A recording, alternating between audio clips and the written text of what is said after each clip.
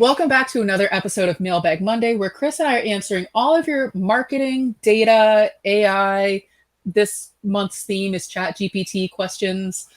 So this week, Chris, Jude asked, what should marketers consider when search engines incorporate AI into the end user experience and users can start conversations with the search engines? How will this impact SEO? This is a big question right now, is organic search. It's a big question, and it's already happening. If you have not already done so, and you work in SEO, you absolutely should be signed up for Microsoft Bing, the new version with Bing Chat, powered by GPT-4, and you should be signed up for Google Bard and opted into Google's Generative Search Experiments (GSE), which you can find in Google Labs in your Google profile. This will allow you to conduct searches that will have the Bard interface within search results itself. And when it runs for about 2/3 of the page, right? And what it does is it synthesizes and summarizes essentially, what you're searching for in such a way that it occupies an awful lot of space. Let's do this. Rather than just talk about it, let's actually show what this would look like so that someone who is doing search can understand it. So let's do, what are some aspects of pie that we should consider when baking apple pie? So what, right. You're just in a regular Google Chrome browser? I'm a regular Google Chrome browser. I typed in a search query. Here's Google, and there's a search or a converse button. If I hit this button, and for some searches, this is done automatically. Now, here's the page. Here's some top tips for making good apple pie. There's 3 references here, right? These are some of the citations. Keep ingredients cold, blah, blah, blah. The usual stuff about baking pie. Look at this is very interesting. These are the results that the generative AI is pulling from. This is the actual top result, which is not in the top 3. And so this advice, which now occupies the entire page, basically means if you are the SEO expert for Serious Eats, you're like, come on, what do I do? So ranking number 1 in organic search isn't enough anymore. It's not enough anymore as long as for generative search. And so,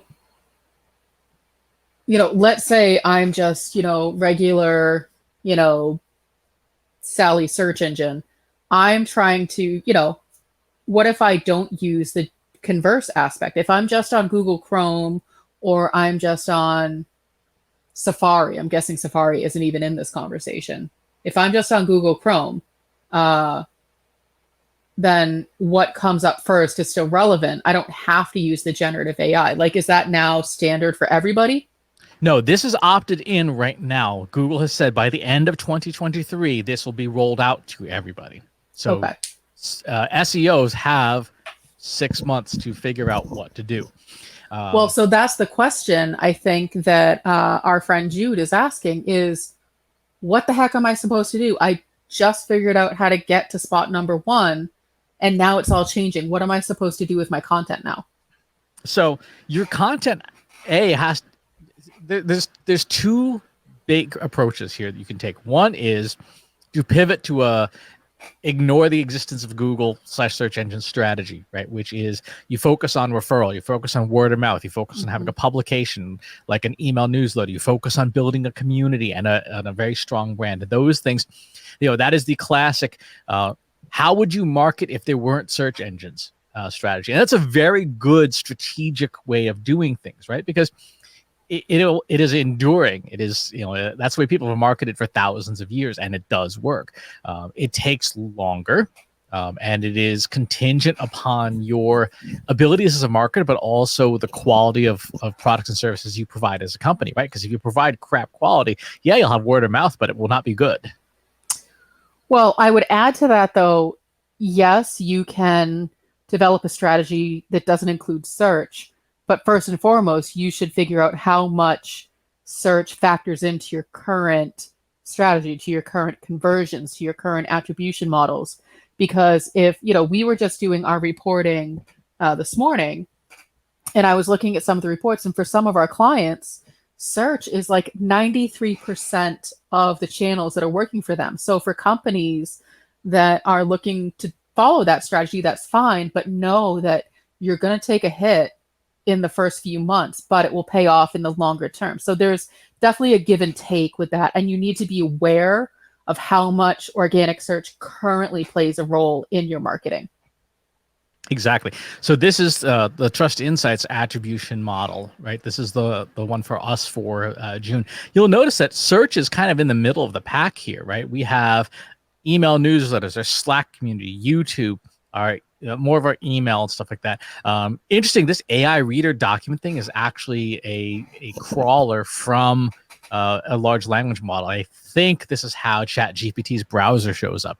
Marketing AI Institute, our friends over there, LinkedIn. So you can see that we do not have, for this particular conversion in Google Analytics 4, we do not have a search first strategy. And search is kind of in the middle of the pack, and that insulates us to a great degree from these changes. So to your point, things you want to do, you want to look in your Google Search Console. You want to look in your Bing Webmaster Tools to see how much branded and unbranded search you have, because branded search is at less risk than unbranded search. So if you're focusing on marketing automation consulting group, as your generic term, that's going to get eaten by this right here. What are some top marketing automation tools? You have very, very few here, and the people who are down here, like this is problematic. So that's one avenue. The second avenue is in terms of optimizing for large language models.